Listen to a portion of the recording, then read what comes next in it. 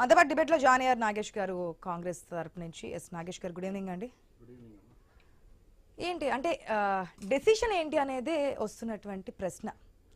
MLA direct గా చెప్తున్నప్పటికీ కూడా ఇంకా సమయం కావాలి అని చెప్పి కోరుకోవడము, తర్వాత ఇంకా వెయిట్ చేసి చూడము ఎంతవరకు అనేదే మాట.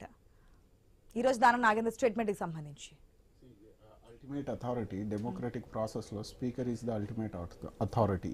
దానికి తగ్గట్టుగా సుప్రీంకోర్టు వర్డిక్ట్లు ఉంటాయి. సో దాంట్లో మనం కాంట్రడిక్ట్ చేయాల్సిన అవసరం లేదు. ఫ్లోర్ మీద స్పీకర్ గారే డిసైడ్ చేస్తారు. ఇప్పుడు దానం నాగేంద్ర గారు కామెంట్ చేస్తున్నారంటే వాస్తవానికి రూలింగ్ గవర్నమెంట్లో ఉన్నా అని క్లెయిమ్ చేసుకుంటున్నారంటే వాళ్ళ కాన్స్టిట్యుయెన్సీ ప్రజలకు న్యాయం చేకూర్చాలి. అక్కడ డెవలప్మెంట్ యథాతథంగా ఆగకుండా కంటిన్యూ ప్రాసెస్లో ఉండాలి. ఆ కోణంలో ఆయన అంత కాన్ఫిడెన్స్గా చెప్పారు. కాన్ఫిడెన్స్ ఇంకోటి ఏంది, ప్రస్తుతానికి ఉన్న తెలంగాణ క్యాబినెట్ మీద ఆయనకు పూర్తిగా కాన్ఫిడెన్స్ ఉంది అక్కడ ఉన్న ప్రజలకు. సో ఆయన ఆ దిశగా మాట్లాడి ఉంటారు. రాబోయే ఫ్యూచర్ ఆయన క్యాడర్ని పొలిటికల్ ఎలివేట్ చేసుకోవాలి, ఈ క్వాలిటేటివ్ చేంజ్ డెవలప్మెంటల్ ప్రాసెస్లో ప్రతి ఒక్కరిని భాగం చేసుకోవాలన్న కోణంలో చెప్పి ఉంటారు. కానీ దానికి ఇప్పుడు అపోజిషన్కి ఇది కొత్తగా పెడుతున్నట్టు కాదు. వాస్తవానికి మనకు అయారాం గయారాం కల్చర్ అనేది చాలా పాతకాలం నుంచి నడుస్తుంది. పార్టీ జెండాల మీద గెలవడము, వేరే పార్టీకి రిప్రజెంట్ చేయడం, ఇది కామన్ కల్చర్ లాగా అయిపోతుంది ఏ రాష్ట్రంలో, అక్రాస్ ఇండియా అయినా సరే. ఇప్పుడు బీజేపీ పరిపాలిత రాష్ట్రంలో అది మరీ ఎక్కువగా ఉంది, అది మీరు గ్రహించాలి. బట్ నేను ఇక్కడ ఏమంటున్నాను అంటే ఈ కల్చర్ ఎన్నటికీ మంచిది కాదు మన రాబోయే తరానికి కావచ్చు, డెమోక్రటిక్ ప్రాసెస్కి కావచ్చు.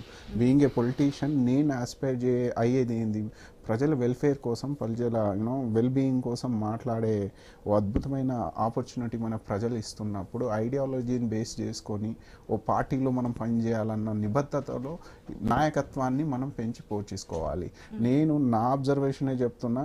ఒకవేళ నాయకులు పార్టీలు మారుతున్నారు, నాయకులు అసభ్యంగా మాట్లాడుతున్నారు అంటే కాన్స్టిట్యుయెన్సీలో ఉన్న ప్రజలు ఆయనకు మద్దతు ఇస్తున్నారు.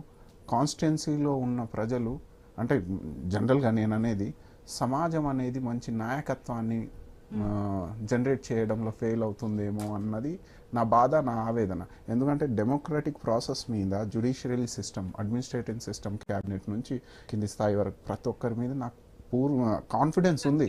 కానీ ప్రజలు, నా పర్సనల్ అబ్జర్వేషన్ అండి, నేను అదే క్లియర్ గా చెప్తున్నాను. వ్యక్తిగతంగా నా అబ్జర్వేషన్ ఏంటంటే డెమోక్రటిక్ ప్రాసెస్ లో ప్రజలు ఒకసారి మిమ్మల్ని గెలిపించిన తర్వాత మీరు ఐడియాలజీని బేస్ చేసుకొని ఎంత సీరియస్గా ఉన్నారన్నది ఒకటి.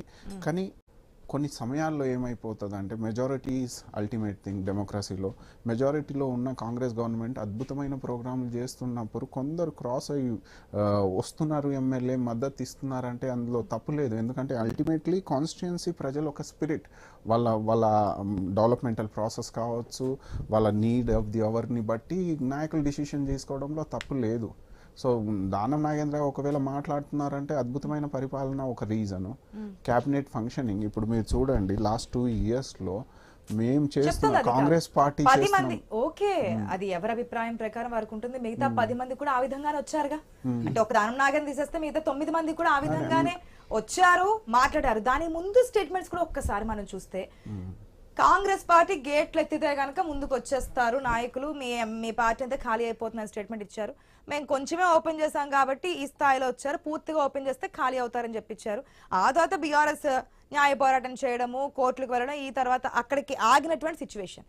లాస్ట్ టైం ఏదైతే 5 ఎమ్మెల్యేలకు సంబంధించి క్లీన్ చిట్ ఇచ్చిన తర్వాత మిగిలిన 5గురికి హోల్డ్లో పెట్టడం, మిగిలిన 5గురిలో 2 కడియం శ్రీహరి, దానం నాగేంద్ర విషయంలో వాళ్ళు ఇంకా సమయం అడుగుతున్నారు, వెయిట్ చేస్తున్నాము అనే స్టేట్మెంట్ ఇవ్వడంతో ఇప్పుడు దానం నాగేంద్ర స్టేట్మెంట్ తర్వాత ఏ విధంగా ఉండబోతుంది అనేదే ప్రశ్న. కంటిన్యూ చేద్దాం. దానికంటే ముందు